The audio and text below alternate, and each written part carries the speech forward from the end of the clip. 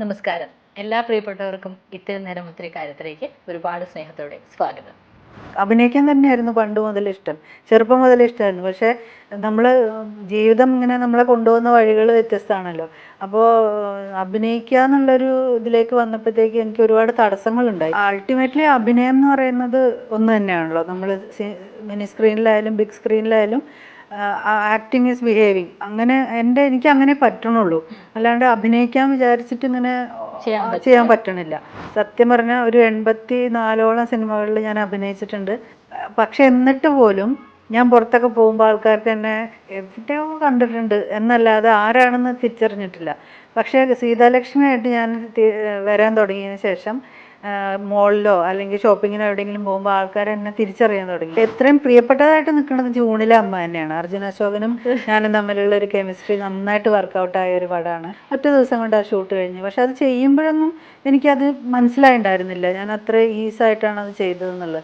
പക്ഷേ എല്ലാം കഴിഞ്ഞ് എഡിറ്റിങ് കഴിഞ്ഞിട്ട് അവരതെന്നെ സ്ക്രീനിൽ കാണിച്ചു തന്നപ്പോഴാണ് കുഴപ്പമില്ല അല്ലേ, നന്നായി വന്നിട്ടുണ്ടല്ലേ, എനിക്ക് ശരിക്കും അവനോട് എൻ്റെ മോൻ എന്നുള്ള ഒരു ഫീലിംഗ് കൊടുക്കാൻ പറ്റി എനിക്ക്.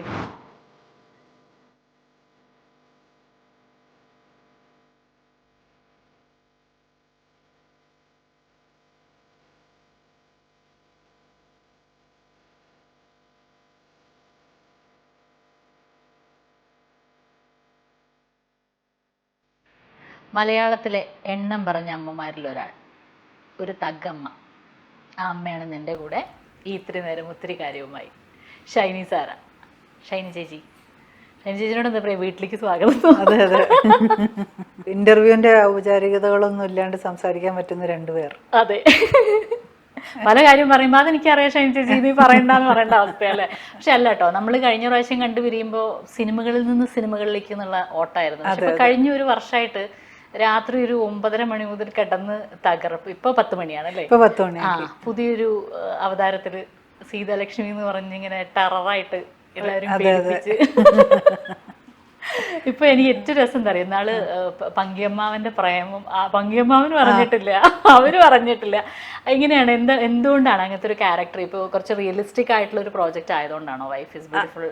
അതെ, തീർച്ചയായിട്ടും. അതെ, ഞാൻ സിനിമയിൽ സജീവമായിട്ട് നിന്നിരുന്ന സമയത്ത് ഞാൻ സീരിയലിനെ പറ്റി ആലോചിച്ചിട്ടേ ഇല്ല, അതിനുള്ള സമയം കിട്ടിയിരുന്നില്ല. പക്ഷേ സിനിമകളുടെ ഒരു ബ്രേക്ക് വന്നു ഇടയ്ക്ക്. കുറച്ച് നാളിങ്ങനെ വെറുതെ വീട്ടിലിരിക്കുന്ന ഒരു അവസ്ഥ വന്നപ്പോൾ പെട്ടെന്ന് ഈ സീരിയലിൽ നിന്നൊരു വിളി വന്നു. അപ്പോൾ സി കേരളം ചാനലിന് വേണ്ടി ചവറ ഫിലിംസാണ് ഇത് ചെയ്യുന്നത്.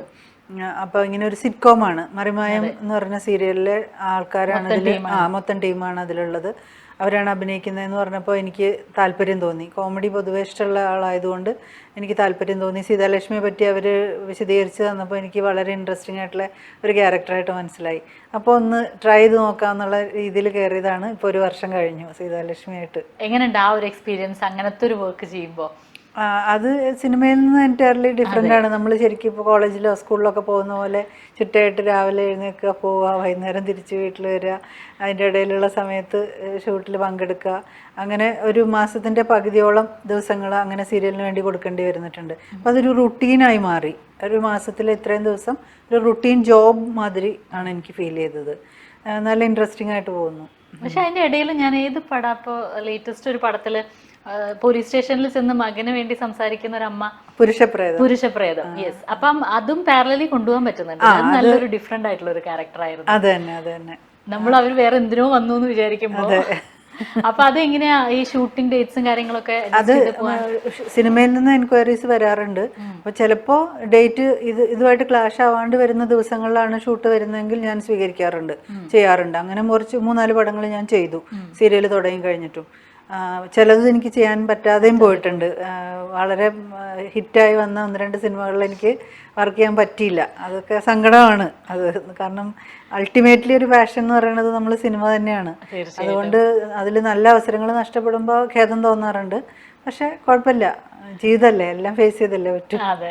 പിന്നെ ചേച്ചി അങ്ങനെയാണല്ലോ, ആ ഒരു ഫ്ലോ അത് ആ സ്പിരിറ്റിൽ അങ്ങ് എടുത്തോണ്ട് പോകുന്ന ഒരാളാണ്. അത് തന്നെ. ഇപ്പൊ ഈ സീതാലക്ഷ്മി എന്ന് പറയുന്ന ക്യാരക്ടർ ചെയ്യുമ്പോൾ സിനിമയിലെ അമ്മമാരെ ചെയ്യുന്ന പോലെ അല്ലല്ലോ, നമ്മൾ സ്ഥിരമായിട്ട് ഒരുപാട് വീടുകളിലേക്ക് കയറി ചെല്ലുകയാണ്, നമ്മളെ അവരങ്ങ് ഏറ്റെടുക്കുകയാണല്ലോ.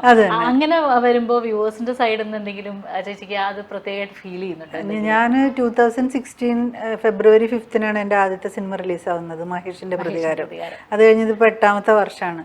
സത്യം പറഞ്ഞാൽ ഒരു 84ഓളം സിനിമകളിൽ ഞാൻ അഭിനയിച്ചിട്ടുണ്ട്. അതിൽ കുറേ പടങ്ങൾ റിലീസാവാതെ പോയതും ഉണ്ട്. എങ്ങനെ നോക്കിയാലും ഒരു 75 സിനിമ റിലീസായിട്ടുണ്ട്. പക്ഷെ എന്നിട്ട് പോലും ഞാൻ പുറത്തൊക്കെ പോകുമ്പോൾ ആൾക്കാർക്ക് എന്നെ എവിടെയോ കണ്ടിട്ടുണ്ട് എന്നല്ലാതെ ആരാണെന്ന് തിരിച്ചറിഞ്ഞിട്ടില്ല. പക്ഷേ സീതാലക്ഷ്മിയായിട്ട് ഞാൻ വരാൻ തുടങ്ങിയതിന് ശേഷം മോളിലോ അല്ലെങ്കിൽ ഷോപ്പിങ്ങിനോ എവിടെയെങ്കിലും പോകുമ്പോൾ ആൾക്കാർ എന്നെ തിരിച്ചറിയാൻ തുടങ്ങി. അതിപ്പം പണ്ടെന്ന് വെച്ചാൽ സാരി ഉടുത്താലേ തിരിച്ചറിയാവുന്നുള്ളൂ. ഇപ്പം അങ്ങനെയല്ല, ഏത് ഡ്രസ്സ് ഇട്ട് പോയാലും സീതാലക്ഷ്മിയാണ് പെട്ടെന്ന് അവർ ഐഡൻറ്റിഫൈ ചെയ്യുന്നുണ്ട്. അതാണ് ഞാൻ വന്നൊരു വലിയൊരു മാറ്റം, ഒരു ചേഞ്ച് എനിക്ക് ഫീൽ ചെയ്തത്. ആൾക്കാർ പെട്ടെന്ന് അത് ഇതുകൊണ്ടാണ്, കാരണം കൂടുതലും പ്രായമായ ആൾക്കാരാന്ന് തോന്നുന്നു സീരിയലിൻ്റെ സ്ഥിരം പ്രേക്ഷകർ. അപ്പോൾ അവർ പുറത്തൊന്നും അവർക്ക് വേറെ എൻ്റർടൈൻമെൻറ്റ് ഇല്ലാത്തതുകൊണ്ട് അവർ ഈ സീരിയലുകളെല്ലാം ഇരുന്ന് കാണുന്നുണ്ട്. അത് കൃത്യമായിട്ട് അത് ഫോളോ ചെയ്യുന്നവരുമാണ്. അപ്പോൾ നമ്മൾ അവരെപ്പോഴെങ്കിലും പുറത്തിറങ്ങുന്ന സമയത്ത് നമ്മൾ ആ ഭാഗത്തുണ്ടെങ്കിൽ ഡെഫിനറ്റ്ലി അവർ നമ്മളെ തിരിച്ചറിയും. അപ്പോൾ അവർ നമ്മളെ ഷൈനി സാറേ ആയിട്ടല്ല തിരിച്ചറിയുന്നത്, സീതാലക്ഷ്മി ആയിട്ടാണ്. അതെ, അവർക്ക് അങ്ങനെ കാണാൻ കഴിയുന്നുള്ളൂ. അത് നല്ല കൗതുകമുള്ള ഒരു കാര്യമായിട്ട് എനിക്ക് തോന്നിയിട്ടുണ്ട്. ഇപ്പൊ അവിടെ ഈ ക്യാരക്ടർ ചെയ്യുന്ന സമയത്ത് ആ ക്യാരക്ടറിനൊരു ഒരു ചരിത്രം ഉണ്ടല്ലോ, ഒരു ചരിത്രമുണ്ട്, ഒരു ജാതകം ഉണ്ട് എന്ന് പറയുന്നത്. അപ്പൊ അതിലേക്ക് ഇപ്പൊ ഞങ്ങൾ കാണുന്ന സീതാലക്ഷ്മി അത് ഫുൾ ഷൈനി ചേച്ചിയുടെ സീതാലക്ഷ്മിയാണോ, അതോ ഷൈനി ചേച്ചി കണ്ട് പോയിട്ടുള്ള ആരെങ്കിലും അതിലേക്ക് എടുത്തിട്ടുണ്ടോ? എങ്ങനെയാ അത് ചെയ്യണം? സീതാലക്ഷ്മിയായിട്ട് എന്നെ അവർ ഡിസ്കഷന് വേണ്ടി വിളിച്ചപ്പോൾ ഇങ്ങനെ എനിക്ക് പ്രായമായ 3 മക്കളാണ്. സത്യത്തിൽ ജീവിതത്തിൽ എൻ്റെ അത്ര തന്നെ പ്രായമുള്ളവർ തന്നെയാണ് എൻ്റെ മക്കളായിട്ട് അഭിനയിക്കുന്നതും. അപ്പോൾ അതിൻ്റെ ഒരു കൗതുകം ഉണ്ടായിരുന്നു എനിക്ക്. അപ്പോൾ അവരുടെയൊക്കെ അമ്മയായിട്ട് വരുമ്പോൾ എങ്ങനെയായിരിക്കും എനിക്കത് പ്രസൻറ്റ് ചെയ്യാൻ പറ്റുക എന്നുള്ളത് എനിക്കറിയില്ല. പക്ഷേ എൻ്റെ ഡയറക്ടർ മിസ്റ്റർ സുഹിൽ നല്ല ഒരു എന്താ പറയുക, നന്നായിട്ട് തന്നെ അതെനിക്ക് പറഞ്ഞു തന്നു. എങ്ങനെയായിരിക്കണം സീതാലക്ഷ്മിയുടെ ബിഹേവിയർ എന്താണ്, ക്യാരക്ടർ എന്താണ്, എല്ലാം ഡീറ്റെയിൽ ആയിട്ട് പറഞ്ഞു തരും.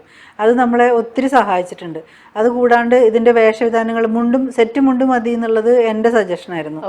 അപ്പോൾ കുറച്ചും കൂടി ഏജ് കൂടുതൽ ഫീൽ ചെയ്യാൻ വേണ്ടിയിട്ട് അതിനായിട്ട് ശശിയേട്ടനാണ് എൻ്റെ ഭർത്താവിൻ്റെ റോൾ ചെയ്യുന്നത്. അപ്പോൾ ഞങ്ങൾ തമ്മിലും ഒരു ചേർച്ച ഉണ്ടാവാൻ വേണ്ടിയിട്ട് ഞാൻ സെറ്റ് മുണ്ട് കൊടുത്ത് കുറച്ച് പ്രായമുള്ളൊരു അമ്മയായിട്ട് രൂപാന്തരപ്പെട്ടു എന്ന് വേണം പറയാൻ. പിന്നെ അഭിനയിക്കാൻ തുടങ്ങി കഴിഞ്ഞപ്പോൾ പിന്നെ അതുമായിട്ടങ്ങ് പൊരുത്തപ്പെട്ടു പോവുമായിരുന്നു. ഞാൻ വേറെ ആരെങ്കിലും ഇമിറ്റേറ്റ് ചെയ്യാൻ വേണ്ടി ഞാൻ ശ്രമിച്ചിട്ടില്ല, സീതാലക്ഷ്മിയായിട്ട് നിൽക്കാൻ തന്നെ. കാരണം സീതാലക്ഷ്മിക്ക് നമ്മൾ നാട്ടിൻപുറത്തൊക്കെ കാണാവുന്ന ട്രേറ്റ്സ് ഉണ്ടല്ലോ. ഉണ്ട്. അത് സംഭവിച്ചു പോയതാണ്. അത് എനിക്ക് ഡയറക്ടറും റൈറ്റേഴ്സും ഒക്കെ തന്നിട്ടുള്ള ഒരു കാഴ്ചപ്പാടുണ്ടല്ലോ, സീതാലക്ഷ്മി ഇങ്ങനെ ആയിരിക്കണം, ഞങ്ങളുടെ സീതാലക്ഷ്മി ഇങ്ങനെയാണ്, ദേഷ്യം വരും അതേപോലെ സ്നേഹമുള്ള സ്ത്രീയാണ്. ദേഷ്യം വന്നാൽ കണ്ണു പൊട്ടിത്തെറിക്കുന്ന ചീത്ത പറയും, എന്തൊക്കെയാ പറയുന്നതെന്ന് സീതാലക്ഷ്മിക്ക് തന്നെ അറിഞ്ഞുകൂടാ. പക്ഷെ സ്നേഹിക്കുന്ന ഒരു സീനാണെങ്കിൽ അൾട്ടിമേറ്റ്ലി സ്നേഹിക്കുന്ന ഒരാളാണ് സീതാലക്ഷ്മി. എല്ലാത്തിൻ്റെ എക്സ്ട്രീംസിലാണ് അവര്, എല്ലാം എക്സ്ട്രീമാണ്. അപ്പോൾ അത് വളരെ കൗതുകമുള്ളൊരു ക്യാരക്ടറായിട്ട് തോന്നി. ഞാൻ ഇന്ന് വരെ സിനിമയിൽ ഇത്രയും സിനിമകൾ ചെയ്തു എന്ന് ഞാൻ പറഞ്ഞല്ലോ, പക്ഷേ ഈ സിനിമകളിൽ മിക്കതിലും ചെയ്തിട്ടില്ലാത്ത പല ഭാവങ്ങളും എനിക്ക് കൊണ്ടുവരാൻ പറ്റിയിട്ടുണ്ട് സീതാലക്ഷ്മി എന്ന ക്യാരക്ടറിലൂടെ. അതിന് ഞാൻ എൻ്റെ ഡയറക്ടറോട് കടപ്പെട്ടിരിക്കുന്നു. അതെനിക്ക് ഭയങ്കര നല്ല എക്സ്പീരിയൻസ് ആണ്, നല്ലൊരു ലെസണാണ്, പഠിക്കുകയാണ്. നല്ലൊരു പാഠം എന്നുള്ള നിലയ്ക്ക് സീതാലക്ഷ്മി എന്നുള്ള ക്യാരക്ടർ ഭയങ്കര നല്ല ലെസണാണ് എനിക്ക്. ഇപ്പോൾ ഒരു ആക്ടർ എന്നുള്ള രീതിയിൽ നോക്കുമ്പോൾ പിന്നെ ഈ രീതികൾക്ക് വ്യത്യാസമുണ്ടോ? അപ്പം നമ്മൾ കൊടുക്കുന്നതാണെങ്കിൽ ഇപ്പോൾ ഒരു നമ്മൾ പ്രസന്റ് ചെയ്യുമല്ലോ, സിനിമയിലെയും ഇതിലെയും രീതികൾ എന്തെങ്കിലും വ്യത്യാസം ചേച്ചിക്ക് ഫീൽ ചെയ്യോ? ചേച്ചി ഡയറക്ഷനിലും കൂടി കൈവച്ചിട്ടുള്ള ഒരാളാണല്ലോ, ഐ മീൻ അസിസ്റ്റന്റ് ഡയറക്ടറായിട്ടും ഒക്കെ വർക്ക് ചെയ്തിട്ടുണ്ടല്ലോ, ചേച്ചിയുടെ മനസ്സിൽ അതും ഉണ്ടല്ലോ. അതെ. അപ്പൊ ആ രീതിയിൽ എന്തെങ്കിലും ചേച്ചിക്ക് ചേഞ്ചസ് തോന്നിയിട്ട് തുടക്കത്തിൽ? കാരണം നമുക്ക് ശീലമില്ലാത്തൊരു ടൈപ്പ് ഓഫ് ആക്ടിങ്ങിലേക്ക് നമ്മൾ മാറേണ്ടി വരുന്നു. അപ്പൊ അങ്ങനെ എന്തെങ്കിലും ഒക്കെ ഫീലിങ്സ് വന്നിട്ട്? ഇല്ല, അൾട്ടിമേറ്റ്ലി അഭിനയം എന്ന് പറയുന്നത് ഒന്ന് തന്നെയാണല്ലോ. നമ്മൾ മിനി സ്ക്രീനിലായാലും ബിഗ് സ്ക്രീനിലായാലും ആക്ടിങ് ഈസ് ബിഹേവിങ്. അങ്ങനെ എനിക്ക് അങ്ങനെ പറ്റണുള്ളൂ, അല്ലാണ്ട് അഭിനയിക്കാൻ വിചാരിച്ചിട്ട് ഇങ്ങനെ ചെയ്യാൻ പറ്റണില്ല. എന്താണോ ക്യാരക്ടർ ആവശ്യപ്പെടുന്നത് അത് കൊടുക്കുക എന്നുള്ളത് മാത്രമേ ഉള്ളൂ. അപ്പോൾ നമ്മൾ അങ്ങനെ അങ്ങ് ബിഹേവ് ചെയ്യാണ് ചെയ്യാറ്. അതിനുവേണ്ടി പ്രത്യേകിച്ച് എഫേർട്സ് ഒന്നും എടുക്കേണ്ടി വന്നിട്ടില്ല. കാരണം എന്താണെന്ന് വെച്ചാൽ ഡയറക്ടർക്ക് കൃത്യമായിട്ട് അറിയാം എന്താണ് എന്നിൽ നിന്ന് വേണ്ടത് എന്നുള്ളത്. പുള്ളി സീൻ തുടങ്ങുന്നതിന് മുമ്പ് തന്നെ സീനിനെ കുറിച്ചും വിശദീകരിക്കും, ഈ സീതാലക്ഷ്മി എങ്ങനെയാണ് പെരുമാറേണ്ടതിനെ പറ്റിയും വിശദീകരിച്ച് തരും. അപ്പോൾ നമ്മൾ അതായിട്ട് അങ്ങ് കൊടുത്താൽ മതി. അതുകൊണ്ട് എനിക്ക് രണ്ടും തമ്മിൽ വലിയ വ്യത്യാസം ഫീൽ ചെയ്തിട്ടില്ല. ഞാൻ അഭിനയിച്ച സിനിമകളിലും അങ്ങനെയായിരുന്നു. എല്ലാം ഒരു നാച്ചുറൽ ബിഹേവിങ്ങിൻ്റെ ഇതിൽ വരുന്ന കാര്യങ്ങളെ ഞാൻ ഇതുവരെ ചെയ്തിട്ടുള്ളൂ. അല്ലാണ്ട് പ്രത്യേകിച്ച് എഫേർട്ട് എടുത്ത് ചെയ്യേണ്ട ക്യാരക്ടറൊന്നും ഞാൻ ചെയ്തതായിട്ട് ഓർക്കുന്നില്ല. ഇപ്പോൾ 2016 തൊട്ട് 2023 വരെ എന്ന് പറയുമ്പോൾ കുറച്ച് കാര്യമായൊരു കാലം തന്നെ. ഇപ്പോൾ നേരത്തെ ചേച്ചി തന്നെ പറഞ്ഞു, ഒരു 75 പടം എന്തായാലും റിലീസായിട്ടുണ്ടാവും, 80 പടങ്ങൾ ചെയ്തു. അതപ്പോൾ ശരിക്കും പറഞ്ഞാൽ 80 കഥാപാത്രങ്ങളും കൂടിയാണ്. അപ്പം അതില് ഇപ്പം നമ്മൾക്ക് പെട്ടെന്ന് ഓർത്താൽ ചേച്ചി പറയണ പോലെ നമുക്ക് പെട്ടെന്ന് മഹേഷിന്റെ പ്രതികാരത്തിലെ അമ്മ എന്ന് പറയുമ്പോൾ ഓർമ്മ വരും, ജൂണിലെ അമ്മ എന്ന് പറയുമ്പോൾ ഓർമ്മ വരും, ഇപ്പൊ ഈ പുരുഷപ്രേതത്തിലെ, അങ്ങനത്തെ കുറച്ച് എണ്ണാവുന്ന സംഭവങ്ങളുണ്ട്. ചേച്ചിക്ക് അതിനപ്പുറത്തേക്ക് ചേച്ചി ചെയ്ത കഥാപാത്രങ്ങളിൽ കുറച്ച് കൂടുതൽ ചേച്ചിയുടെ മനസ്സിൽ നിൽക്കുന്നത്, ഇപ്പൊ ഞങ്ങള് ചേച്ചി ആഗ്രഹിച്ച അത്രയ്ക്ക് അത് ഞങ്ങളിലേക്ക് എത്തിയില്ല എന്ന് തോന്നി അങ്ങനത്തെ കഥാപാത്രങ്ങളുണ്ട്? കക്ഷി അമ്മിണി പിള്ളയിലെ അമ്മ എനിക്ക് ഇഷ്ടപ്പെട്ടൊരു ക്യാരക്ടറായിരുന്നു. പക്ഷെ അതെനിക്ക് തോന്നി അത്രയും അത് കാണപ്പെട്ടില്ല ആ പടം എന്ന് എനിക്ക് തോന്നി. പക്ഷെ എത്രയും പ്രിയപ്പെട്ടതായിട്ട് നിൽക്കുന്നത് ജൂണിലെ അമ്മ തന്നെയാണ്. അർജുന അശോകനും ഞാനും തമ്മിലുള്ള ഒരു കെമിസ്ട്രി നന്നായിട്ട് വർക്കൗട്ടായ ഒരു പടമാണ്. ഒറ്റ ദിവസം അതിൻ്റെ ഷൂട്ട് ഉണ്ടായിരുന്നുള്ളൂ. അതൊരു ലെങ്തി, ഒരു 4-5 മിനിറ്റുള്ള ഒരു ലെങ്തി സീനായിരുന്നു. ഒറ്റ ദിവസം കൊണ്ട് ആ ഷൂട്ട് കഴിഞ്ഞു. പക്ഷെ അത് ചെയ്യുമ്പോഴൊന്നും എനിക്കത് മനസ്സിലായിട്ടുണ്ടായിരുന്നില്ല ഞാൻ അത്ര ഈസായിട്ടാണ് അത് ചെയ്തതെന്നുള്ളത്. പക്ഷേ എല്ലാം കഴിഞ്ഞ് എഡിറ്റിങ് കഴിഞ്ഞിട്ട് അവരതെന്നെ സ്ക്രീനിൽ കാണിച്ചു തന്നപ്പോഴാണ് കുഴപ്പമില്ല അല്ലേ, നന്നായി വന്നിട്ടുണ്ടല്ലേ, എനിക്ക് ശരിക്കും അവനോട് എൻ്റെ മോൻ എന്നുള്ള ഒരു ഫീലിംഗ് കൊടുക്കാൻ പറ്റി എനിക്ക്. അപ്പോൾ കാണുന്നവർക്കും അത് കിട്ടി എന്നുള്ളതാണ്. എപ്പോഴും എന്നെ ആൾക്കാർ പുറത്ത് വെച്ച് പരിചയപ്പെടുമ്പോൾ അവരെടുത്ത് പറയുന്നത് ജൂണിലെ അമ്മയല്ലേ അങ്ങനെ ചോദിച്ചിട്ടാണ്. അപ്പോൾ എനിക്ക് മനസ്സിലായി ആ ക്യാരക്ടറിന് അത്രയും ഒരു ഇമ്പാക്റ്റ് കൊടുക്കാൻ പറ്റിയിട്ടുണ്ട് എന്നുള്ളത്. അതെൻ്റെ ഒരു വളരെ പ്രിയപ്പെട്ട ഒരു ക്യാരക്ടറാണ്. അതുപോലെ തന്നെ ഈ സ്റ്റാർ എന്ന് പറഞ്ഞൊരു പടം ഉണ്ടായിരുന്നു. അതിലെനിക്ക് ഏതാണ്ട് ത്രൂ ഔട്ട് ക്യാരക്ടറായിരുന്നു. അത് ഇതുപോലെ സെറ്റ് മുണ്ടെടുത്ത ഒരു വീട്ടിലെ ജോലിക്കാരിയായിട്ടാണ്. ജോലിക്കാരി എന്ന് പറഞ്ഞാൽ ആ വീട്ടിലത്തെ തന്നെ ഒരു അംഗം പോലെയാണ്. അവർ ഒത്തിരി 10-22 വർഷമായിട്ട് ആ വീട്ടിൽ തന്നെ ജോലി ചെയ്യുന്ന ഒരു സ്ത്രീ ആയിട്ടാണ്. അപ്പോൾ അവിടുത്തെ അംഗങ്ങളുടെ മേലും കുട്ടികളുടെ മേലും ഒക്കെ അവർക്കൊരു അതോറിറ്റി ഉണ്ട്. അപ്പോൾ ആ കുടുംബത്തിൻ്റെ ഒരു നല്ല കാര്യസ്ഥ എന്നൊക്കെ പറയാം വേണമെങ്കിൽ, അങ്ങനെ ഒരു ക്യാരക്ടറായിരുന്നു. അതൊരു ത്രൂ ഔട്ട് റോളായിരുന്നു. പക്ഷെ അതും ഈ പറഞ്ഞ പോലെ ശ്രദ്ധിക്കപ്പെടാണ്ട് പോയ ഒരു ക്യാരക്ടറാണ്. അതിൻ്റെ ഒരു സങ്കടം എനിക്കുണ്ട്. ഇപ്പൊ റീസെന്റ് ആയിട്ട് ചെയ്തതിൽ അങ്ങനെ കുറച്ച് നല്ല എന്തെങ്കിലും ചെയ്തുവോ ചേച്ചി ആഗ്രഹിക്കുന്ന പോലത്തെ? കൊള്ളാന്ന് പറഞ്ഞ പടത്തില് രജിഷ വിജയനും ആ കൊച്ചിന്റെ പേരെന്താ, പ്രിയ വാര്യർ, പ്രിയ വാര്യരും കൂടി അഭിനയിച്ചൊരു പടമാണ് കൊള്ളാന്ന് പറഞ്ഞ്. ഡിഫറെൻ്റ് ആയിട്ടൊരു വുമൺ ഓറിയന്റഡ് മൂവി ആയിരുന്നു. അതിൽ എനിക്ക് അലൻസിയറുടെ ഭാര്യയായിട്ട് ഒരു കള്ളൻ്റെ ഭാര്യ, അതൊരു നല്ല ക്യാരക്ടറായിരുന്നു. അത് തരക്കേടില്ലാണ്ട് ചെയ്യാൻ പറ്റി എന്നുള്ളതാണ്. കണ്ടവർ, അതിപ്പോൾ OTT റിലീസായിട്ടുണ്ട്. അപ്പോൾ തിയേറ്ററിൽ നിന്ന് കാണാത്തവരും കണ്ടിട്ടുണ്ട്. അപ്പോൾ അവർ ഒരുപാട് പേര് എന്നെ വിളിച്ചിട്ട് ആ ക്യാരക്ടറിനെ പറ്റിയിട്ട് പറഞ്ഞിട്ടുണ്ടായി. അത് കേൾക്കുമ്പോൾ സന്തോഷമാണ്. നേരത്തെ എപ്പോഴോ നമ്മൾ സംസാരിക്കുമ്പോൾ ചേച്ചി പറഞ്ഞിട്ടുണ്ട് നാട്ടിലെ തിയേറ്ററുകളിൽ സിനിമ കണ്ടിട്ടും അല്ലെ, സിനിമ എപ്പോഴും തൊട്ടടുത്തുണ്ടായിരുന്നു, അങ്ങനെയാണ് സിനിമയോട് ഒരു ഇഷ്ടം തോന്നിയത്.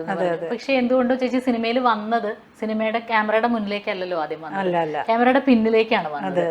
അന്നൊരു പക്ഷെ അങ്ങനത്തെ ഒരു തീരുമാനത്തിലേക്ക് പോയത് എന്താ? അന്ന് വേറെ ഓപ്ഷൻ ഇല്ലാത്തതുകൊണ്ടാണോ, എങ്ങനെയും സിനിമയുടെ ഭാഗമാവുക എന്ന് വിചാരിച്ചിട്ടാണോ അങ്ങനെ ആയിപ്പോയത്? തീർച്ചയായിട്ടും എങ്ങനെയും സിനിമയുടെ ഭാഗമാവുന്ന, അഭിനയിക്കാൻ തന്നെയായിരുന്നു പണ്ട് മുതൽ ഇഷ്ടം, ചെറുപ്പം മുതൽ ഇഷ്ടമായിരുന്നു. പക്ഷേ നമ്മൾ ജീവിതം ഇങ്ങനെ നമ്മളെ കൊണ്ടുപോകുന്ന വഴികൾ വ്യത്യസ്തമാണല്ലോ. അപ്പോൾ അഭിനയിക്കുക എന്നുള്ളൊരു ഇതിലേക്ക് വന്നപ്പോഴത്തേക്ക് എനിക്ക് ഒരുപാട് തടസ്സങ്ങളുണ്ടായി. ഫ്രണ്ട്സിൻ്റെ അടുത്തുനിന്നും കുടുംബത്തിൽ നിന്നും ഒക്കെ തടസ്സങ്ങൾ വന്നു. അങ്ങനെ അതിങ്ങനെ സപ്രസ് ചെയ്ത് വെച്ചിരിക്കുകയായിരുന്നു. പിന്നെ 97 ഒരു ഫിലിം ഫെസ്റ്റിവൽ വെച്ചിട്ട് ജയരാജ് സാറിനെ കണ്ടപ്പോൾ ഞാൻ സാറിൻ്റെ അപ്രോച്ച് ചെയ്തത് എന്നെ അസിസ്റ്റൻ്റ് ആക്കാമോ എന്ന് ചോദിച്ചിട്ടാണ്. അങ്ങനെയെങ്കിൽ അങ്ങനെ എനിക്ക് സിനിമയുടെ ഭാഗമായിട്ട് നിൽക്കണം എന്നുള്ള ആഗ്രഹം കൊണ്ടായിരുന്നു. സത്യത്തിൽ സിനിമ പഠിക്കുക എന്നുള്ളത് വലിയ പാഷനായിരുന്നോ എന്ന് ചോദിച്ചാൽ സത്യസന്ധമായിട്ട് പറഞ്ഞാൽ അല്ല. അപ്പോഴും അഭിനയം തന്നെയാണ് എൻ്റെ ഉള്ളിൽ. പക്ഷേ ഞാൻ നല്ലൊരു സ്റ്റുഡൻ്റ് ആയിരുന്നു എന്നാണ് സാർ എപ്പോഴും പറയുക. എപ്പോഴും ഏൽപ്പിക്കുന്ന ജോലികൾ കൃത്യമായിട്ട് ചെയ്യാറുണ്ടായിരുന്നു. അത് സിനിമയുടെ കാര്യത്തിൽ മാത്രമല്ല, ഞാൻ മറ്റ് ഓഫീസുകളിലും ജോലി ചെയ്തിട്ടുണ്ട്. അപ്പോൾ കിട്ടുന്ന ജോലി പെർഫെക്റ്റായിട്ട് ചെയ്യുക എന്നുള്ളത് അന്നും ഇന്നും എൻ്റെ ഒരു രീതിയാണ്. അങ്ങനെ സാറിൻ്റെ കൂടെ നിന്ന് സാറിൻ്റെ 5-8ഓളം പടങ്ങളിൽ ഞാൻ അസിസ്റ്റൻ്റായിട്ട് വർക്ക് ചെയ്തു. അത് കഴിഞ്ഞിട്ടാണ് മഹേഷിൻ്റെ പ്രതികാരത്തിൽ ഇങ്ങനെ അഭിനയിക്കാൻ വേണ്ടിയിട്ട് പോകുന്നത്. സാറിൻ്റെ കൂടെ വർക്ക് ചെയ്യുമ്പോഴും ഞാൻ സാറിൻ്റെ പടങ്ങളിലൊന്നും അഭിനയിക്കാൻ ശ്രമിച്ചിട്ടില്ല. സാറിനോട് ഞാൻ അവസരം ചോദിച്ചിട്ടുമില്ല. അതെന്തുകൊണ്ടാണെന്നുള്ളത് എനിക്കറിയില്ല. എനിക്ക് തോന്നുന്നു ഒരു പക്ഷേ ഞാൻ ഏറ്റെടുത്ത ആ ജോലി, അസിസ്റ്റന്റ് ഡയറക്ടറിനുള്ള ജോലി ഞാൻ എൻജോയ് ചെയ്യാൻ തുടങ്ങിയിരുന്നു. അതിൻ്റെ ഉത്തരവാദിത്വം ഞാൻ മനസ്സിലാക്കിയിരുന്നു. അപ്പോൾ അത് കുറച്ചും കൂടി റെസ്പോൺസിബിൾ ആയിട്ടുള്ള, കുറച്ചും കൂടി ഗൗരവമുള്ളൊരു ജോലിയായിട്ട് ഞാൻ കണക്കാക്കിയിട്ടുണ്ടാവണം തീർച്ചയായിട്ടും. അതുകൊണ്ട് തന്നെയായിരിക്കും സാറിനോട് ഞാൻ റിക്വസ്റ്റ് ചെയ്യാഞ്ഞത്. പിന്നെ വളരെ യാദൃച്ഛികമായിട്ട് മഹേഷിൻ്റെ പ്രതികാരത്തിൻ്റെ കാസ്റ്റിംഗ് കോൾ കാണുകയും അതിൽ ഓഡിഷനിൽ പങ്കെടുത്ത് ആ ഒരു അവസരം കിട്ടുകയും ചെയ്തപ്പോഴാണ് അഭിനയത്തെ ഞാൻ കുറച്ചും കൂടി സീരിയസ് ആയിട്ട് അത് പുറത്ത് വന്നു കഴിഞ്ഞപ്പോഴാണ് അതിനുള്ള കോൺഫിഡൻസ് കിട്ടിയത്. അങ്ങനെയാണ് പിന്നെ അഭിനയം തന്നെ നോക്കാമെന്ന് തീരുമാനിക്കുന്നത്. പക്ഷെ എന്നാലും ആ ഓഡീഷന് പോകുമ്പോൾ ചേച്ചിക്ക് എന്തെങ്കിലും ഹോപ്പ് ഉണ്ടായിരുന്നോ? ഒരു ഹോപ്പും ഉണ്ടായിരുന്നില്ല, ഒരു പ്രതീക്ഷ ഉണ്ടായിരുന്നില്ല. കാരണം അത്രയ്ക്കധികം ആൾക്കാർ അവിടെ ഓഡിഷന് വേണ്ടി വന്നിട്ടുണ്ടായിരുന്നു. പപ്പായയിൽ വെച്ചിട്ടായിരുന്നു എറണാകുളത്ത്. അപ്പോൾ ഞാൻ ചെല്ലുമ്പോൾ ആ പരിസരം മുഴുവൻ ആൾക്കാരാണ്. നമ്മുടെ ടേണിനനുസരിച്ചിട്ട് നമ്മൾ പോകുന്നു, അവർ പറയുന്ന ഭാഗം അഭിനയിച്ച് കാണിക്കുന്നു എന്നല്ലാണ്ട് ഇതിനെനിക്കൊരു കോൾ വരുന്നു ഞാൻ പ്രതീക്ഷിച്ചിട്ടേ ഇല്ല. അത് സത്യം പറഞ്ഞാൽ അതൊരു തമാശ പോലെ എടുത്ത്, അത്ര ഭയങ്കര സീരിയസ് ആയിട്ട് എടുത്തിരുന്നില്ല ഞാനത്. പക്ഷെ പിന്നീട് 2 ആഴ്ചയ്ക്ക് ശേഷം എനിക്ക് വിളി വരുന്നത് അനുശ്രീയുടെ അമ്മയായിട്ട് സെലക്ട് ചെയ്തിട്ടുണ്ട് എന്ന് പറഞ്ഞപ്പോൾ സത്യത്തിൽ അപ്പോഴാണ് ഞാൻ ഷോക്ക്ഡ് ആവണത്. അയ്യോ, ഇനി ഞാൻ എങ്ങനെ അഭിനയിക്കും? അപ്പോഴാണ് ഞാൻ അതിൻ്റെ സീരിയസ്നെസ്സിനെ പറ്റി ചിന്തിക്കുന്നത്. അയ്യോ, എന്നെ വിളിച്ചല്ലോ, ഞാൻ ഇനിയിപ്പോൾ അഭിനയിക്കണ്ടേ, ഞാൻ എന്ത് ചെയ്യും, എനിക്ക് അഭിനയിക്കാൻ അറിയുമോ? അങ്ങനെ ഉള്ളൊരു തോന്നലായിപ്പോയി. കാരണം നമ്മൾ ആ ഒരു സാധനം വിട്ടിട്ട് ഡയറക്ഷൻ്റെ ഒരു ഇതിലേക്ക് മാറിയിരുന്നല്ലോ. എന്തായാലും ദൈവാനുഗ്രഹം കൊണ്ട് അത് വലിയ കുഴപ്പമില്ലാണ്ട് പോയി. വലിയ കുഴപ്പമില്ലാതല്ല, അന്നും ഇന്നും ആളുകൾക്ക് പെട്ടെന്ന് പറഞ്ഞാൽ നമ്മളെ കണക്ട് ആവുന്ന. അത് കഴിഞ്ഞപ്പോൾ പിന്നെ ചേച്ചി തീരുമാനിക്കുകയായിരുന്നു ഇനി ഞാൻ മുഴുവനായിട്ട് സിനിമ ആക്ടിങ്ങിലേക്ക് മാത്രമായിട്ട് മാറാം, അങ്ങനെ? ഇല്ല, ഞാനങ്ങനെ തീരുമാനമൊന്നും എടുത്തിരുന്നില്ല. കാരണം ഒരു പടം റിലീസായി, ഇനി വിളിച്ചാലല്ലേ ഉള്ളൂ. അപ്പോൾ ഞാനിതിൽ അഭിനയിക്കുന്ന സമയത്ത് ശ്യാംപുഷ്കരനായിരുന്നു അതിൻ്റെ സ്ക്രിപ്റ്റ് റൈറ്റർ. അദ്ദേഹം പറഞ്ഞിരുന്നു ചേച്ചിക്ക് ഇനി അവസരങ്ങൾ വരും കേട്ടോ എന്നിങ്ങനെ പറഞ്ഞിരുന്നു. അപ്പോൾ ഞാൻ നാവ് പൊന്നാവട്ടെ അങ്ങനെ പറഞ്ഞു എന്നല്ലാതെ ഞാൻ പ്രതീക്ഷിച്ചിട്ടില്ല. പക്ഷേ ഈ പടം റിലീസ് ചെയ്ത് കഴിഞ്ഞപ്പോൾ എനിക്ക് കോൾസ് വരാൻ തുടങ്ങി. അനുരാഗ് കരിക്കിൻ വെള്ളമാണ് ഞാൻ രണ്ടാമത് ചെയ്തത്, രജിഷയുടെ ആദ്യത്തെ സിനിമ. അതിൽ രജിഷയുടെ അമ്മയായിട്ടായിരുന്നു. അതിനുശേഷം പുള്ളിക്കാരൻ സ്റ്റാറ, മമ്മൂക്കയുടെ പടം, മമ്മൂക്കയുടെ കൂടെ ആദ്യമായിട്ട് ചെയ്തൊരു സിനിമ. അങ്ങനെ ഒന്നിന് പിറകെ ഒന്നായിട്ട് എനിക്ക് കോൾസ് വന്നു തുടങ്ങി. അന്ന് എനിക്ക് ചേച്ചിക്ക് ഓർമ്മ ഉണ്ടാവില്ല, ചേച്ചി എനിക്ക് വാട്സാപ്പിൽ മെസ്സേജ് അയച്ചു, നോക്ക് ഞാൻ മമ്മൂക്കയുടെ കൂടെ അഭിനയിക്കും. അതെ, അത് ഭയങ്കര എക്സൈറ്റഡ് ആയിരുന്നു ഞാൻ ആദ്യമായിട്ട്. കാരണം മമ്മൂക്കയുടെ കൂടെ ഞാൻ അസിസ്റ്റന്റ് ഡയറക്ടറായിട്ട് വർക്ക് ചെയ്തിട്ടുണ്ട്. ജയസാറിൻ്റെ ദ ട്രെയിൻ എന്നുള്ള മൂവി കുറച്ച് ദിവസം ഇവിടെ കേരളത്തിലായിരുന്നു ഷൂട്ട്. ശരിക്കും അത് ബോംബെയിൽ നടക്കുന്ന കഥയായിട്ടാണ്, പക്ഷെ കുറച്ച് ഷൂട്ട് കേരളത്തിലുണ്ടായിരുന്നു. അപ്പോഴാണ് ഞാൻ സാറിൻ്റെ കൂടെ ജോയിൻ ചെയ്യുന്നത്. അപ്പോൾ മമ്മൂക്കയുടെ കൂടെ ഞാൻ കുറേ ദിവസങ്ങൾ അസിസ്റ്റന്റ് ഡയറക്ടറായിട്ട് ഇങ്ങനെ പിന്നാലെ നടന്നിട്ടുണ്ട്. അതിന് ശേഷം ഞാൻ മമ്മൂക്കയുടെ ഓപ്പോസിറ്റ് നിന്ന് അഭിനയിക്കുന്നു എന്ന് പറയുമ്പോൾ ഉള്ളൊരു എക്സൈറ്റ്മെൻ്റ് ഉണ്ടല്ലോ, അത് ഞാൻ നന്നായിട്ട് എൻജോയ് ചെയ്തിരുന്നു. അതിലാണ് ഞാൻ ആ മെസ്സേജ് അയച്ചത്. എക്സൈറ്റ്മെന്റ് ഫുൾ ആ മെസ്സേജിലുണ്ടായിരുന്നു. പിന്നീട് ഇപ്പൊ ഇത്രയും കാലത്തൊരു ജേർണിയിൽ ചേച്ചി എന്ന ആർട്ടിസ്റ്റിനെ നല്ല രീതിയിൽ എല്ലാവരുടെ ഭാഗത്തുനിന്ന് ഒരു തരത്തിൽ അല്ലെങ്കിൽ മറ്റു സപ്പോർട്ട് ഉണ്ടാവും, എന്നാലും ഏറ്റവും നന്നായിട്ട് സപ്പോർട്ട് ചെയ്തിട്ടുണ്ടെന്ന് ചേച്ചിക്ക് തോന്നിയിട്ടുള്ളത് ആരാ ഇൻഡസ്ട്രിയിൽ നിന്ന്? അങ്ങനെ പ്രത്യേകിച്ച് എടുത്തു പറയാൻ ഇൻഡസ്ട്രിയിൽ അങ്ങനെ ചേച്ചിയിലെ നടിയെ കൂടുതൽ വിശ്വസിക്കുന്ന ഒരാൾ അങ്ങനെ ആരെങ്കിലും ഉണ്ടോ?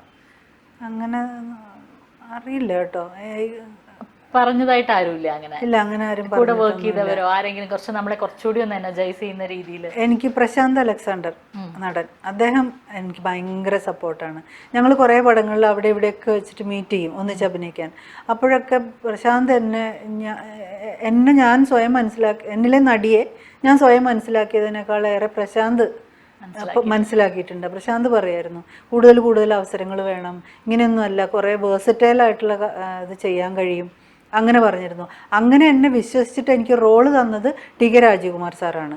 സാധാരണ കണ്ടുവരുന്ന അമ്മവേഷങ്ങളിൽ നിന്ന് വ്യത്യസ്തമായിട്ട് എന്നെ ഒരു ASI അസിസ്റ്റൻറ്റ് സബ് ഇൻസ്പെക്ടർ അങ്ങനെ ഒരു റോളിലേക്ക് എന്നെ കാസ്റ്റ് ചെയ്തു, ബർമുഡ എന്ന് പറഞ്ഞ അദ്ദേഹത്തിൻ്റെ സിനിമയിലേക്ക്. അപ്പോൾ അത് ചെയ്യാനുള്ള പ്രാപ്തി ഷൈനിക്കുണ്ട് എന്നുള്ളൊരു കോൺഫിഡൻസ് ഉണ്ടായത് രാജീവ്കുമാർ സാറിനാണ്. അതുകൊണ്ടാണല്ലോ അദ്ദേഹം എന്നെ വിളിച്ചത്. അതിന് ഞാൻ എന്നും താങ്ക്ഫുൾ ആയിരിക്കും സാറിനോട്. ആ പടം റിലീസിന് വേണ്ടി വെയിറ്റ് ചെയ്യാണ്. ഞാനും വളരെയധികം പ്രതീക്ഷയോടെ കാത്തിരിക്കുന്നൊരു സിനിമയാണ്. അതും ത്രൂ ഔട്ടാണ്. വിനയ് ഫോർട്ടും ഷെയ്ൻ നിഗുമാണ് അതിൽ മെയിൻ ലീഡ് ചെയ്യുന്നത്. അവരുടെ കൂടെ തന്നെ ഒരു മെയിൻ ക്യാരക്ടറായിട്ട് എനിക്ക് ചെയ്യാൻ പറ്റിയിട്ടുണ്ട്. ഇതുവരെ ചെയ്തതിൽ സത്യം പറഞ്ഞാൽ ഏറ്റവും ലെങ്തി ആയിട്ടുള്ളതും ഏറ്റവും ഇമ്പോർട്ടൻ്റ് ആയിട്ടുള്ളതും ഒരു ക്യാരക്ടർ ASI രാജമ്മ തോമസ് ആണ്. ഓക്കെ. ഇപ്പോൾ ചേച്ചി സിനിമയിൽ അസിസ്റ്റന്റ് ആയിട്ട് വന്ന സമയം പൊതുവെ ഇൻഡസ്ട്രിയിൽ സ്ത്രീകൾ നടിമാരുണ്ട്, പക്ഷെ ബാക്കിലേക്ക് വർക്ക് ചെയ്യുന്ന സ്ത്രീകൾ കുറവായിരുന്ന ഒരു സമയം. ഇപ്പൊ കുറെ പേര് വരുന്നുണ്ട്, പക്ഷെ അന്നും ഇന്നും നമ്മൾ കേൾക്കുന്ന ഒരു പരാതിയുണ്ട്, സ്ത്രീകൾക്ക് അനുകൂലമല്ല കാര്യങ്ങൾ, സ്ത്രീകൾക്ക് ഇക്വാലിറ്റി ഇല്ല, സ്ത്രീകൾക്ക് സേഫ് അല്ല, സ്ത്രീകളെ കൺസിഡർ ചെയ്യുന്നില്ല, ഇങ്ങനെ പല കാര്യങ്ങൾ കേൾക്കുന്നുണ്ട്. പക്ഷെ ചേച്ചി ഈ 2 കാലഘട്ടത്തിൽ കൂടിയും വർക്ക് ചെയ്ത് വന്നിട്ടുള്ള ഒരാളാണല്ലോ. അപ്പൊ ചേച്ചിക്ക് എന്താ, കാരണം അന്ന് ചേച്ചിയൊക്കെ വരുമ്പോ അത്രയ്ക്കൊന്നും സ്ത്രീകൾ ധൈര്യമായി വന്ന് നിന്നിട്ടില്ല. അപ്പൊ അങ്ങനെ നിന്നൊരാളെന്നുള്ള രീതിയിൽ ചേച്ചിക്ക് അതിന് എന്താ പറയാനുള്ളത്? ഞാൻ ആ സമയത്ത് ജയരാജാറിന്റെ കൂടെ മാത്രമേ വർക്ക് ചെയ്തിരുന്നുള്ളൂ, വേറെ പുറത്ത് വർക്ക് ചെയ്തിട്ടില്ല. കുറച്ച് കഴിഞ്ഞിട്ടാണ് ഞാൻ പിന്നെ ഹരം, 6 സുന്ദരികളുടെ കഥ എന്നൊക്കെ പറഞ്ഞിട്ട് മറ്റ് ഡയറക്ടേഴ്സിൻ്റെ കൂടെ ഞാൻ വർക്ക് ചെയ്തിട്ടുണ്ട്. പക്ഷേ എനിക്ക് ഈ പറഞ്ഞ മാതിരത്തെ ബുദ്ധിമുട്ടുകൾ അങ്ങനെ ഫീൽ ചെയ്തിട്ടില്ല. എനിക്ക് വേണ്ട ഒരു സ്പേസ് എനിക്ക് കിട്ടിയിട്ടുണ്ടായിരുന്നു അന്നും ഇന്നും. ഇപ്പോൾ കുറച്ചും കൂടി ഇതാണ്, കുട്ടികൾ ധാരാളമായിട്ട് മിക്ക സെറ്റിൽ ചെല്ലുമ്പോഴും അസിസ്റ്റൻറ്റ് ഡയറക്ടേഴ്സായിട്ടോ അല്ലെങ്കിൽ ക്യാമറ അസിസ്റ്റൻ്റായിട്ടൊക്കെ പെൺകുട്ടികൾ വരുന്നുണ്ട്. അത് കാണുമ്പോൾ വളരെ സന്തോഷമാണ്, നല്ലൊരു മാറ്റമാണത്. അഭിനയിക്കാൻ മാത്രമല്ല, ക്യാമറയ്ക്ക് പിന്നിലും തങ്ങൾക്ക് കഴിവുണ്ടെന്ന് തെളിയിക്കാൻ പെൺകുട്ടികൾ നടത്തുന്ന ശ്രമം വളരെ അഭിനന്ദനാർഹമാണ്. അതെ. അപ്പോൾ ഭയങ്കര സന്തോഷമാണത്. അപ്പോൾ എന്നെ സംബന്ധിച്ചിടത്തോളം സേഫ് എന്ന് പറയുന്നത് ഏത് ഇൻഡസ്ട്രിയിലാണ് റാണി പ്രശ്നങ്ങളില്ലാത്തത്? ഏതൊരു ഓഫീസ് ജോലിയാണെങ്കിൽ പോലും സേഫ്റ്റി എന്ന് പറയുന്നത് പെണ്ണിനെന്നും ഒരു ചോദ്യചിഹ്നം തന്നെയാണ്. പക്ഷെ നമ്മളത് എങ്ങനെ ഡീൽ ചെയ്യുന്നു എന്നുള്ളതും കൂടി ആശ്രയിച്ചിരിക്കും മുന്നോട്ടുള്ള പോക്ക്. ഞാൻ പറയുകയാണെങ്കിൽ സിനിമ ആയാലും സീരിയലായാലും ഇൻഡസ്ട്രി നല്ല ഇൻഡസ്ട്രി തന്നെയാണ്. നമ്മളത് ഡീൽ ചെയ്ത് കൊണ്ടുപോകാൻ നമ്മൾ പഠിച്ചിരിക്കുക, അത്രേ ഉള്ളൂ. അല്ലാണ്ട് നമ്മളോട് അവിടെ ആരും നേരിട്ട് വന്നിങ്ങനെ മിസ്ബിഹേവ് ചെയ്യോ അങ്ങനെയൊന്നുമില്ല. നമ്മൾ ജെനുവിനായിട്ടത് ഡീൽ ചെയ്യാവുന്നതേ ഉള്ളൂ എല്ലായിടത്തെയും പ്രശ്നങ്ങൾ എന്നാണ് എനിക്ക് തോന്നുന്നത്. എനിക്ക് അതുകൊണ്ട് തന്നെ ആയിരിക്കും ഇപ്പോൾ കൂടുതൽ ആൾക്കാർ വിശ്വസിക്കുന്നുണ്ട് ഇൻഡസ്ട്രീനെ, അതുകൊണ്ടാണ് അവർ കൂടുതൽ മുന്നോട്ട് വരുന്നത് എന്നാണ് എനിക്ക് തോന്നിയിട്ടുള്ളത്. ഓക്കെ. ഇപ്പോൾ ചേച്ചി സ്വപ്നം കണ്ടൊരു കാലം നടിയായെങ്കിലോ, ആവുകയാണെങ്കിൽ നടിയാവണമെന്ന്. പക്ഷെ അന്ന് നമുക്കറിയില്ല നമ്മൾ ഇങ്ങനെയൊക്കെ ആവുമെന്ന്. അന്ന് നമ്മുടെ ചുറ്റുപാടുകളും ഇതൊന്നും നമുക്കതിന് ഫേവറബിളും അല്ല. അത് കഴിഞ്ഞ് ഇന്ന് ചേച്ചി ആ സ്വപ്നത്തിന്റെ ഉള്ളിൽ അത് യാഥാർത്ഥ്യമായി അതിന്റെ ഉള്ളിൽ അപ്പൊ ജീവിച്ചുകൊണ്ടിരിക്കുന്നത്. ഇങ്ങനെ ആയതിനു ശേഷം ആ സ്ഥലങ്ങളിലേക്ക് തിരിച്ച് യാത്ര ചെയ്തിട്ടുണ്ടോ? ഒരു നടി എന്ന ഷൈനി, നടിയാവാൻ കൊതിച്ച ഷൈനിയിൽ നിന്ന് ഇപ്പൊ നടിയായ ഷൈനി അതേ സ്ഥലങ്ങളിൽ, ആ സ്വപ്നം കണ്ട സ്ഥലങ്ങളിൽ അതേ ആളുകളുടെ ഇടയിലേക്ക് പോയിട്ടുണ്ടോ? എനിക്ക് ആ വ്യത്യാസം എനിക്ക് ഫീൽ ചെയ്യുന്നില്ല റാണി. അല്ല, അവിടെ കാണുന്നവർക്ക് ഫീൽ ചെയ്യുന്നുണ്ടാവില്ല. അതെ. ഞാനിപ്പോൾ പഴയ ഫ്രണ്ട്സിൻ്റെ അടുത്തൊക്കെ പോകുമ്പോൾ, ഇപ്പോൾ ഞങ്ങളുടെ ഒരു ക്ലാസ് ഗെറ്റ് ടുഗെദർ, SSLC ബാച്ചിൻ്റെ ഗെറ്റ് ടുഗെദർ ഉണ്ടായിരുന്നു. അവരെന്നെ പൊന്നാടൊക്കെ അണിയിച്ചു. അവരുടെ കൂട്ടത്തിൽ നിന്ന് ഒരാൾ നടിയായി എന്നൊക്കെ പറഞ്ഞിട്ട്. പക്ഷേ അവരുടെ എക്സൈറ്റ്മെൻറ്റ് എനിക്ക് മനസ്സിലാവും. പക്ഷേ എനിക്ക് ആ പഴയ 10ാം ക്ലാസ്സിലത്തെ ഷൈനിയായിട്ട് എനിക്ക് ബിഹേവ് ചെയ്യാൻ പറ്റുന്നുള്ളൂ, എനിക്ക് മാറാൻ കഴിയുന്നില്ല. മനസ്സിലായില്ലേ? മറ്റുള്ളവരിൽ എന്നോട് വന്ന സമീപനത്തിൽ വന്ന മാറ്റം എനിക്ക് മനസ്സിലാക്കാൻ പറ്റുന്നുണ്ട്, പക്ഷെ എനിക്ക് മാറാൻ കഴിയുന്നില്ല. ഞാനിപ്പോഴും ആ പഴയ ഷൈനി തന്നെയാണ്. വീട്ടിൽ ചെന്നാലും അതുപോലെ തന്നെ, സുഹൃത്തുക്കളുടെ ഇടയിലും ആ പഴയ ആൾ തന്നെ. ഭക്ഷണം ഉണ്ടാക്കുന്നു, വീട് വൃത്തിയാക്കുന്നു, വീട്ടിലെ കാര്യങ്ങൾ ചെയ്യുന്നു. ഇതൊക്കെ ഞാൻ തന്നെയാണ് എൻ്റെ വീട്ടിലെ കാര്യങ്ങൾ ചെയ്യുന്നത്. അപ്പോൾ എനിക്ക് എന്തെങ്കിലും മാറ്റം സംഭവിച്ചതായിട്ട് സ്വയം ഫീൽ ചെയ്യുന്നില്ല, പക്ഷെ മറ്റുള്ളവർക്ക് ഫീൽ ചെയ്യുന്നുണ്ട് എന്ന് ഞാൻ മനസ്സിലാക്കുന്നു. അന്ന് നിനക്കിതൊരു വേണ്ടാത്ത പണിയാണ്, എന്തിനാണ് ഈ ആവശ്യമില്ലാത്ത പണിക്ക് എന്ന് പറഞ്ഞ ആരെങ്കിലും ഉണ്ടായിട്ടുണ്ടാവാം? ഉണ്ടായിരുന്നു, തീർച്ചയായിട്ടും. അവരിന്നെന്താ പറയുന്നത്? അവരിൽ പലരും ഒന്നും ജീവിച്ചിരിപ്പില്ല എന്നുള്ളതാണ് വേറൊരു കാര്യം. ജീവിച്ചിരിക്കുന്നവരിലാരും വേണ്ടായിരുന്നു എന്ന് പറഞ്ഞവര് ഇല്ല. അത്രയും മുന്നെയാണ്. അതെ, അവര് കാണാനുണ്ടായില്ലല്ലോ എന്നുള്ളൊരു സങ്കടമുണ്ട്, തീർച്ചയായിട്ടും. അത് സത്യമാണ്. അതിൽ കൂടുതൽ ചേച്ചിക്ക് പിന്നെ ചേച്ചി ആഗ്രഹിച്ചൊരു സ്പേസിലെത്തി. ഇന്നിപ്പോ ഷൈനി സാറാ പറഞ്ഞ ഏത് ഷൈനി സാറാന്ന് ആരും ചോദിക്കില്ലല്ലോ. കേട്ടോ, ഇപ്പോഴും ചോദിക്കുന്നവരുണ്ടെന്ന് എനിക്ക് അല്ല, അങ്ങനെ ചോദിച്ചാൽ പോലും ചിലപ്പോൾ ഉണ്ടാവും. എല്ലാവർക്കും എല്ലാവരും പേരറിഞ്ഞോളണം നിർബന്ധം. അറ്റ്ലീസ്റ്റ് ഒരു ഫോട്ടോ കാണിച്ചാലോ, അല്ലെങ്കിൽ മറ്റേ മഹേഷിന്റെ പ്രതികാരത്തിലെ അമ്മ, ജൂണിലെ അമ്മ എന്ന് പറഞ്ഞാൽ അതേതെന്ന് ചോദിക്കില്ല. അത്രയുമെങ്കിലും നമ്മൾ എത്തി. അപ്പോ ഇങ്ങനെ എത്തി നിൽക്കുന്ന ഒരു പോയിന്റില് ചേച്ചിക്ക് എന്തെങ്കിലും ചേച്ചി മിസ് ഔട്ട് ചെയ്ത് എന്തെങ്കിലും കാര്യങ്ങൾ ഫീൽ ചെയ്യുന്നുണ്ട്? അതായത് നമ്മൾ എത്തേണ്ട ഒരു സ്ഥലത്ത് എത്തി, പക്ഷേ ഇങ്ങനെയല്ല, അല്ലെങ്കിൽ ഇത്രയും അല്ലായിരുന്നു ഈ ഒരു സമയം കൊണ്ട്, അങ്ങനെ എന്തെങ്കിലും നഷ്ടബോധങ്ങളുണ്ടോ? എനിക്ക് കുറച്ചും കൂടി ആക്റ്റീവായിട്ട് കുറേയും കൂടി നല്ല നല്ല വേഷങ്ങൾ ചെയ്തിട്ട് സജീവമായിട്ട് സിനിമയിൽ നിൽക്കണമെന്ന് ഭയങ്കര ആഗ്രഹമുണ്ട്. അതിലേക്ക് ഇനിയും എത്തിയിട്ടില്ല എന്നുള്ള തോന്നലുണ്ട്. അപ്പോൾ ഇപ്പോൾ പ്രത്യേകിച്ച് സീരിയൽ തുടങ്ങിയതിന് ശേഷം ഒരു വർഷത്തെ ഒരു നീണ്ട ഗ്യാപ്പ് വന്നിട്ടുണ്ട്. അതിൽ കുറച്ച് വേഷങ്ങൾ ചെയ്തെങ്കിലും മനസ്സിനെ കൂടുതൽ തൃപ്തിപ്പെടുത്തുന്ന നല്ല വേഷങ്ങൾ ചെയ്യാൻ സാധിച്ചിട്ടില്ല എനിക്ക്. അപ്പോൾ അങ്ങനെ ചെയ്തിട്ട് സജീവമായിട്ട് തന്നെ സിനിമയിൽ നിന്ന് പോകണമെന്ന് ആഗ്രഹിക്കുന്നുണ്ട് മരണം വരെ. അതാണ് എൻ്റെ ഏറ്റവും വലിയ ആഗ്രഹം. എന്നെക്കൊണ്ട് സാധിക്കുന്നിടത്തോളം കാലം സിനിമയിൽ തന്നെ സജീവമായിട്ട് നല്ല നല്ല വേഷങ്ങൾ ചെയ്ത് നിൽക്കണം. അമ്മ വേഷങ്ങൾ മാത്രമല്ല, നമ്മളിപ്പോൾ ഒരു സിനിമയിലുള്ള ഒരു പ്രത്യേകത എന്താണെന്ന് വെച്ചാൽ ഒരു വേഷം ചെയ്ത് കഴിഞ്ഞാൽ പിന്നെ അതേ ക്യാരക്ടറിനെ തന്നെയായിരിക്കും വീണ്ടും വിളിക്കുക. അത് കുറച്ച് ദാരിദ്ര്യം പിടിച്ചൊരു റോളാണ് ചെയ്തതെങ്കിൽ പിന്നെ അങ്ങനെ മാത്രമേ നമ്മളെ കാണുള്ളൂ. കുറച്ചും കൂടി സോഫിസ്റ്റിക്കേറ്റഡ് ആയിട്ടുള്ള ഒരു ബാങ്ക് ഉദ്യോഗസ്ഥയോ അല്ലെങ്കിൽ ഒരു ഡോക്ടറോ എഞ്ചിനീയറോ ആ നിലയിലേക്ക് നമ്മളെ സങ്കല്പിക്കാൻ സിനിമാക്കാർക്ക് പറ്റുന്നില്ല. അതെന്തുകൊണ്ടാണെന്ന് എനിക്ക് മനസ്സിലാകുന്നില്ല. പക്ഷെ അങ്ങനെ പറ്റുന്ന ചിലരാണ് നമുക്ക് വേറിട്ട വേഷങ്ങൾ തരുന്നത്. ശ്രീ ടി കെ രാജകുമാർ സാറിനെ പോലുള്ളവർ എന്നെ ഒരു യൂണിഫോമിൽ കണ്ടാൽ എങ്ങനെ ഉണ്ടാവും എന്ന് സാറ് വിഷൻ ചെയ്തതുകൊണ്ടാണല്ലോ എനിക്ക് ആ റോള് വന്നത്. ആ യൂണിഫോം എനിക്ക് ചേരും എന്ന് മനസ്സിലാക്കിയ പ്രശ്നമില്ല. പക്ഷേ എന്നെ ഒരു കീറിയ നൈറ്റി ഇട്ടല്ലേ ഒരു കീറിയ സാരി എടുത്ത് ദാരിദ്ര്യം പിടിച്ചൊരു അമ്മയായിട്ടാണ് കാണുന്നെങ്കിൽ അങ്ങനെ മാത്രമേ അടുത്ത പടങ്ങളിലും കാസ്റ്റ് ചെയ്യാൻ പറ്റൂ ചിന്തിക്കുന്നത് മാറ്റി ചിന്തിക്കേണ്ട ഒരു കാര്യം തന്നെയാണ്, ആവശ്യമാണ്. ഇപ്പോഴും നമ്മൾ അങ്ങനെ ആയിട്ടില്ല. ഒരുപാട് മാറി എന്നൊക്കെ പറഞ്ഞാലും അങ്ങനത്തെ ഇതിൽ ടൈപ്പ് കാസ്റ്റിങ്ങിന്റെ കാര്യത്തിൽ മാറ്റം വളരെ കുറവാണ്. അത് കുറച്ചുകൂടി മുന്നേറേണ്ടിയിരിക്കുന്നു. അതെ അതെ അതെ, അത് അവിടെ എല്ലാവരെയും ഒന്ന് മാറ്റി. ഇപ്പോൾ എൻ്റെ സുഹൃത്തുക്കൾ തന്നെ എത്ര പേര്, ലാലി, ജോളി ചെറിയത്ത്, മാല പാർവതി, സ്മിനു, ഞങ്ങളെല്ലാവരും സുഹൃത്തുക്കളാണ്. സ്ക്രീനിൽ കാണുമ്പോൾ എല്ലാവരും ചെയ്തുകൊണ്ടിരിക്കുന്ന റോള് തന്നെ ഒന്നിൽ നിന്ന് വലിയ വ്യത്യാസങ്ങളൊന്നും ഇല്ലാതെയാണ് അടുത്ത റോള് കിട്ടുന്നത്. അപ്പോൾ എന്തുകൊണ്ട് സ്മിനു ഒക്കെ പിന്നെയും പോലീസ് ഓഫീസറായിട്ടൊക്കെ ചെയ്തിട്ടുണ്ട്, ജോളിയും ചെയ്തിട്ടുണ്ടെന്ന് തോന്നുന്നു. അപ്പോൾ പക്ഷെ അതല്ലാണ്ട് എന്തെങ്കിലും വ്യത്യസ്തമായിട്ട് ഇപ്പോൾ സുകുമാരി ചേച്ചിയൊക്കെ ചെയ്തിരുന്ന കാലത്ത് എത്ര വെറൈറ്റി റോളുകൾ, സുകുമാരി ചേച്ചിയുടെ ബോയിങ്ങിലെ വേഷമൊക്കെ എൻ്റെ ഒരു ഡ്രീം റോളാണ്. അതൊക്കെ എന്ത് മനോഹരമായിട്ടാണ് സുകുമാരി ചേച്ചി ചെയ്തിട്ടുള്ളത്. അതേസമയം തന്നെ സെറ്റ് മുണ്ട് കൊടുത്ത് വളരെ സാധുവായ പാവപ്പെട്ട കരഞ്ഞ് നിലവിളിക്കുന്ന അമ്മയായിട്ടും സുകുമാരി ചേച്ചി ചെയ്തിട്ടുണ്ട്. അത്രയും വെറൈറ്റി ആയിട്ടുള്ള റോൾസ് ചെയ്യാൻ സുകുമാരി ചേച്ചിക്കൊക്കെ കഴിഞ്ഞിട്ടുണ്ട്. മീന അമ്മയ്ക്ക് കഴിഞ്ഞിട്ടുണ്ട്. അവരൊക്കെയാണ് എൻ്റെ ഒരു റോൾ മോഡൽസ് എന്ന് പറയുന്നത്. ഞാൻ അവരൊക്കെയാണ് ഇങ്ങനെ നോക്കി കാണുന്നത്. എന്ത് രസമായിട്ടാണ് അവരൊക്കെ പെർഫോം ചെയ്തിട്ടുള്ളത്. അങ്ങനത്തെ വേഷങ്ങൾ ഞങ്ങൾക്ക് ആർക്കും കിട്ടാനുള്ളൊരു ഭാഗ്യമില്ലല്ലോ എന്ന് ഞാൻ ആലോചിക്കണേ. സത്യം പറഞ്ഞാൽ ഇപ്പോഴത്തെ ഇതിൽ അമ്മമാർക്കൊന്നും കാര്യമായിട്ടുള്ള റോളില്ല. ഒരു അമ്മയാവാൻ വേണ്ടി ഒരു അമ്മ എന്നുള്ളേ ഉള്ളൂ. അല്ലാണ്ട് എന്തെങ്കിലും ചെയ്യാൻ ഉള്ള അമ്മമാർ വളരെ കുറവാണ്, അല്ലേ? ശ്രദ്ധിക്കാറില്ലേ റാണി? അപ്പോൾ അങ്ങനെയുള്ള ക്യാരക്ടേഴ്സ് വരണം, നമ്മളെയൊക്കെ അതിന് കാസ്റ്റ് ചെയ്യണം എന്നൊരു റിക്വസ്റ്റും കൂടി ഈ അവസരത്തിൽ വെക്കുകയാണ്. അതെ, അത് എന്തായാലും ആരെങ്കിലും ഒക്കെ കാണുന്നുണ്ടാവുമല്ലോ. തീർച്ചയായിട്ടും അത് അങ്ങനെ തന്നെ സംഭവിക്കും. അങ്ങനെ ആവട്ടെ, അങ്ങനെ ആവട്ടെ. അപ്പൊ ചേച്ചി സിനിമയിലൊന്നും എത്താൻ വേണ്ടിയിട്ടാണെങ്കിലും പഠിച്ച് തുടങ്ങിയത് സംവിധാനമാണ്. അതെ, ഇപ്പോ നടിയാണ്. അതെ. ഇനി തുടർന്ന് മുന്നോട്ട് പോകുമ്പോ ഈ നടിയുടെ കൂടെ സംവിധാനം, ഷൈനി സാറ എന്ന് അത് വലിയൊരു സ്വപ്നം തന്നെയാണ്. അങ്ങനെ ഒരു ആഗ്രഹം തീർച്ചയായിട്ടും ഉണ്ട്. കാരണം സാറിന് ഞാൻ ഒരു ഗുരുദക്ഷിണയും ഞാൻ കൊടുത്തിട്ടില്ല. അപ്പോൾ എനിക്ക് ദക്ഷിണ പോലെ ഞാൻ ചെയ്ത ഒരു പടമോ അല്ലെങ്കിൽ ഒരു ഷോർട്ട് ഫിലിം എങ്കിലും ചെയ്യണം എന്നുള്ളത് എൻ്റെ വലിയൊരു ആഗ്രഹമാണ്. പക്ഷേ എന്നിലെ മടിച്ചി ഉണ്ടല്ലോ, എൻ്റെ ഉള്ളിലൊരു ഭയങ്കര മടിച്ചിയുണ്ട്. ആ മടിച്ചി എന്നെ ഇങ്ങനെ പിടിച്ച് പിറകോട്ട് വലിക്കും. അതാണ്. പ്രത്യേകിച്ച് അഭിനയിക്കാൻ പോയി കഴിയുമ്പോൾ ഭയങ്കര കംഫർട്ട് സോണിലാണ് നമ്മൾ നിൽക്കുന്നത്. ടെൻഷൻസ് ഒന്നുമില്ല. ഡയറക്ടറുടേതായ യാതൊരു ടെൻഷൻസോ ഒന്നും എടുക്കേണ്ട ആവശ്യമില്ല.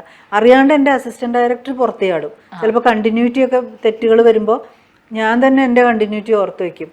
എന്നിട്ട് ചിലപ്പോൾ പിള്ളേർ വന്ന് പറയുമ്പോൾ മോനെ അത് അങ്ങനെയല്ല ഇങ്ങനെയല്ലേ എന്ന് ചോദിക്കുന്ന ഒരു സാധനം എൻ്റെ ഉള്ളിൽ കിടക്കുന്നുണ്ട്. അതാണ് അസിസ്റ്റൻ്റായിട്ട് വർക്ക് ചെയ്തിട്ട് സിനിമയിലേക്ക് അഭിനയിക്കാൻ വന്നപ്പോൾ ഉള്ള എനിക്ക് കിട്ടിയ ഒരു പ്ലസ് എന്ന് പറയുന്നത് അതാണ്. ചില കാര്യങ്ങളൊക്കെ ഞാൻ തന്നെ ഓർത്ത് വയ്ക്കും. ഇതിങ്ങനെയായിരുന്നു ചെയ്ത്, അല്ലെങ്കിൽ ഇന്ന ഡ്രസ്സായിരുന്നു ഇട്ടിരുന്നത്, അങ്ങനെയുള്ള സാധനങ്ങളൊക്കെ ഓർത്ത് വയ്ക്കാറുണ്ട്. അതല്ലാണ്ട് ഒരു മുഴുനീള സംവിധായക എന്നുള്ള നിലയ്ക്ക് ഉള്ള റിസ്കുകൾ ഏറ്റെടുക്കാൻ എന്നിലെ മടിച്ച് എന്നെ പിന്നിലേക്ക് വലിക്കുന്നു എന്നുള്ളത് സങ്കടത്തോടെ പറയുന്നു. അപ്പോൾ അതിൽ നിന്ന് ഞാൻ രക്ഷപ്പെടുന്ന സമയത്ത് തീർച്ചയായിട്ടും ഞാനൊന്ന് ചെയ്തിരിക്കും. അതൊരു കടപ്പാട് തീർക്കൽ ഉണ്ട് എനിക്ക്. അപ്പൊ അത് ആ കടപ്പാട് തീർക്കാൻ വേണ്ടിയിട്ടെങ്കിലും ജയരാജനോടുള്ള അതെ ആ മടിച്ചിയെ ഞെരിച്ചു കൊന്നിട്ട് ഷൈനി ചേച്ചിയുടെ ആ സൈഡിൽ പുറത്ത് വരട്ടെ. ഇപ്പൊ ഷൈനി ചേച്ചി പറഞ്ഞ പോലെ കുറച്ചുകൂടി പെർഫോമിംഗ് ആയിട്ടുള്ള നമ്മളിപ്പോ സുകുമാരി അമ്മ, മീനാമ്മ എന്നൊക്കെ പറഞ്ഞാൽ അവരാവാനോ അല്ലെങ്കിൽ അവരോളാവാനോ നമുക്ക് സാധിക്കണം. പക്ഷെ എന്നാൽ പോലും അവർക്ക് ശേഷം അത്രയെങ്കിലും പറ്റിയിട്ട് ഇവരിവിടെ നിന്നു എന്ന് പറയാൻ കഴിയുന്നതിന് വല്ലാത്തൊരു ഭംഗിയുണ്ട്. തീർച്ചയായിട്ടും ആ രീതിയിലേക്ക് എൻ്റെ ഷൈനി ചേച്ചിയുടെ സ്വപ്നങ്ങൾ സത്യമാവട്ടെ. അപ്പോൾ തിയേറ്ററിൽ ഇരുന്ന് സംവിധാനം ഷൈനി സാറായതിന് കൈയടിക്കാൻ എനിക്കും ഉടനെ ഭാഗ്യം ഉണ്ടാവട്ടെ. അതിലെനിക്കൊരു ചാൻസ് തരണം കേട്ടോ. തീർച്ചയായിട്ടും തീർച്ചയായിട്ടും. അപ്പോ ഈ ഒരു കുറച്ച് സമയം എനിക്ക് വേണ്ടി മാറ്റിവെച്ച്, എനിക്കല്ല ഞങ്ങൾക്ക് വേണ്ടി മാറ്റിവെച്ചതിൽ ഒരുപാട് സന്തോഷം ചേച്ചി. Thank you. Thank you so much. അപ്പോൾ നമുക്ക് വീണ്ടും കാണാം അടുത്ത ആഴ്ച മറ്റൊരു അതിഥിയുമായി.